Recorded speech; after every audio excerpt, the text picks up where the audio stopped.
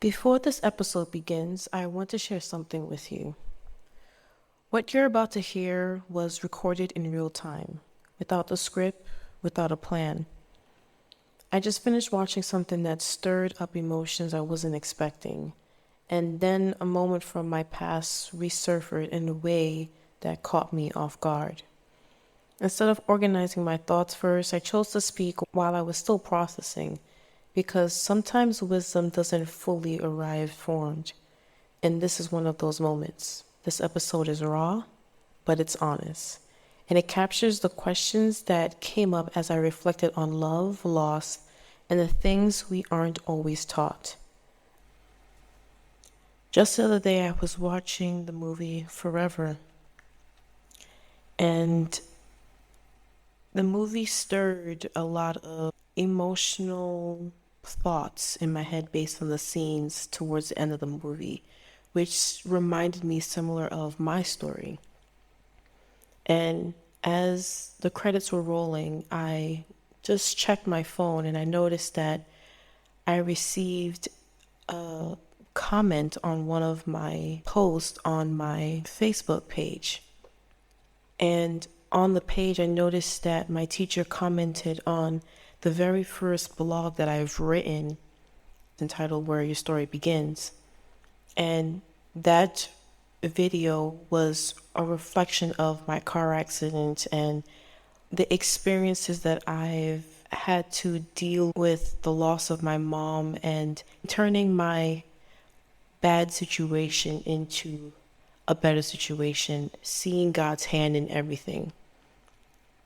And from that made me just reflect on the events of the movie and my mom, and my mind just went on this pathway of reflecting about that I myself am getting married, and lately I found myself missing my mom more now that I'm approaching marriage than I did when I was younger. It was a different situation then than it is now, but things are a little bit different. And that made me also think that, yes, I'm approaching marriage, but how I got here, I don't even know myself. And my mom, I didn't really get advice from my mom because I was 10 years old. She was no longer around, and I was too young to really have those experiences or feelings that I am right now. I had crushes, but not to the level that I wanted to get married that I am now.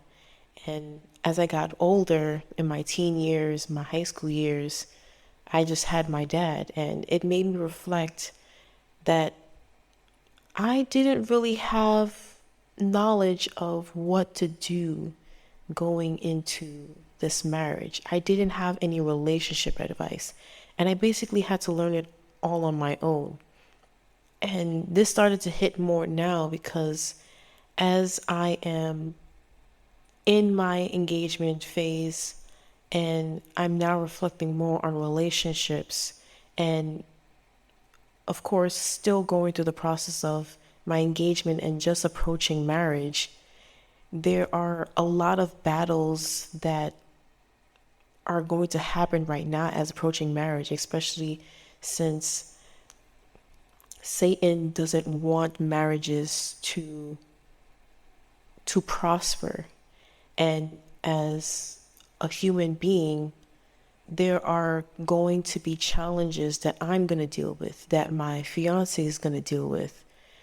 And I find myself, I've never had that. I didn't have advice. I didn't have the right knowledge. I didn't have really good examples that were helping me through this period of my life to prepare me for this. And that overall made me wonder, or made me think, how can we learn something that no one has modeled for us or ever taught us? And this is the issue in today's society. where we come from these households that they themselves didn't know what love was really like or how to keep their marriages. We have most of our parents, me as a Gen Z, and especially the millennials, we have those parents that they got married young, and now today you have single parent homes. You have families that are, the mother and fathers are there, but they don't really talk to each other. They're at odds. They just put up a front or act as if things are all well and done, but in reality, it's as if they're sleeping next to their brother or sister, or even if they're in the same bed, there's nothing going on. Sometimes they might be sleeping in separate beds, and you have your children looking at that. They're seeing this. They're seeing the relationship that you have with your spouse, and you realize you don't really have that role model that you need, especially in this day and age. And you realize that most of the stuff we have to learn from people. This is where therapy comes in. You have to learn it from somebody else that you couldn't even get in your own household. And to be honest, growing up in a Christian family, you're always told about what the Bible says. And not saying that that's a bad thing, but in reality, that doesn't really give you the tools, the steps, or the knowledge in which it takes to make your marriage work. You're not given the in between of those conversations, those hard conversations, or those behaviors. It just tells you about the overall how to really sustain a marriage. And of course, always look to God. And this is what you normally get in a Christian household. Your parents just tell you what not to do, but they don't explain what you actually should do because they themselves don't have or didn't learn this from anyone. They're still figuring it out. And even when they figure it out, sometimes it is too late. Sometimes it takes another marriage for them to really realize the wrong that happened in the first marriage. Or it takes someone else or something to really hit the fan or drastically change the dynamic of the family relationship for the other person to realize the wrong that they have did with their children. Or even it takes your children to show you how you've gotten things wrong because you see the path that they're going down and you realize it's the same thing that you did. They're repeating these generational cycles, but you yourself don't know how to educate them and confront it in a healthy manner that will actually benefit them, because the child will come back and say, oh, this is what you did. You didn't teach me anything. And you're in this never-ending whirlwind. So what do we do about that? How can we change that? And this is the question that we are figuring out now. We have the millennials, you have the Gen Zs, they're talking about this now, but how can we educate our parents now or ourselves? How can we best educate the children coming up that are starting relationships? How do you teach someone how to do something and not just present them with warnings? Growing up, I was always told, when it was just my dad told me, I don't want you talking to boys. I don't want you having any boys' numbers. If you are in a relationship, don't bring a boy home with their pants below their butt. This is all that I heard. Don't have sex before marriage. You better make sure that you learn how to cook and clean because you'll be doing that for your husband. You hear all these things of what not to do, or the basic means of a traditional marriage that may have worked back in the day, but as you get older, you realize that there is no strong foundation of love. People were taking the easy road. If things got hard, they didn't stick with it. But then even if they do stick with it, they're not doing it in a way that is beneficial for the marriage. They're not working through, they're not talking through. There's lack of communication. What do we do? And there's something we need to do about that. And this is just, we need to figure this out. But at the end of the day, this just made me realize that maybe there aren't some lessons that are taught through words. Maybe they are just learned through walking with God in the dark and really studying the Bible, really allowing God to impart wisdom into us to how to navigate this. And maybe we do have to do counseling to get some more insight into how to navigate these relationships or how to better educate those that are coming up. And through all this, I know for me that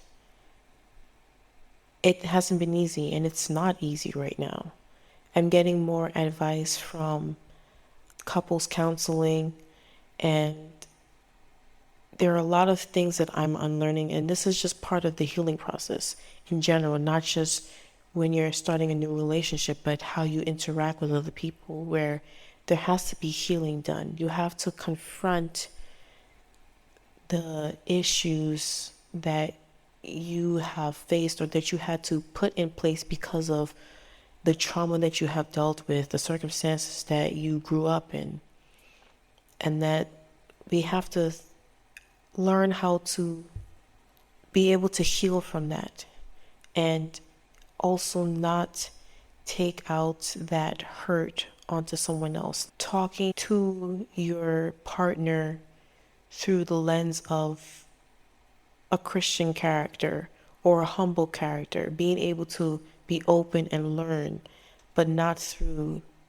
the emotions of trauma or speaking through your trauma in being confronted or having a conversation.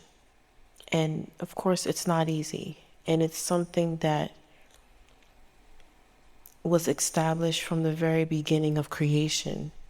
And we must say, Satan has done a really good job at really tearing relationships and marriage apart, but only God can be able to restore that. And this is where, while what our parents may have told us about some of the Christian fundamentals, it still holds true.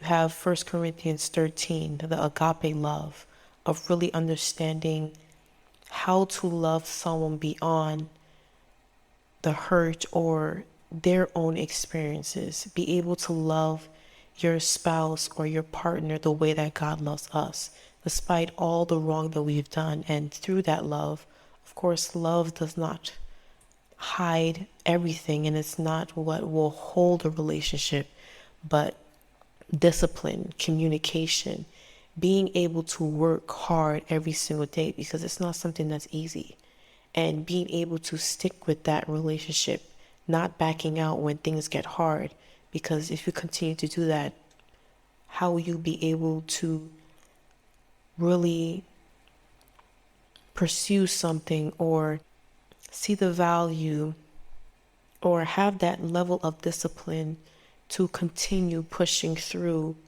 to the very end when things get hard? And this is just my process as I've thought through these moments and how these thoughts came to mind. And it's a place where I'm pretty sure some of us have been, where we've questioned the level of understanding that we've learned from maybe our parents and how we really don't know it all, but that if we continue looking to God for the insight, the answers, and be able to humble ourselves to be open to that healing, that we'll be able to figure it out and that we'll be able to help impart wisdom to the generation behind us. I've been able to overcome this just by trial and error. And that's how most of us are navigating these days. I've been obsessed with relationships from after my mom passed because I was trying to fill that void. And I had a crush, and I was figuring out my feelings. I didn't know how to explain this. I didn't have anyone, at least at that time, to really talk to or help me understand what I was feeling. I was just going through the motions. And of course, I was a teenager. I was 10 years old, and I was still figuring things out. So someone that I could have been telling this to could have just seen this as, oh, you just have a measly crush, or you're not feeling the things that you would as an adult. But I've done research. I've answered these quizzes many, many times. I overthought. I hoped for the feelings. I misread some of the signs. And it was through trial and error and exploring and observing the different characteristics, different personalities, the different things that people said and did. And I've learned from all of that.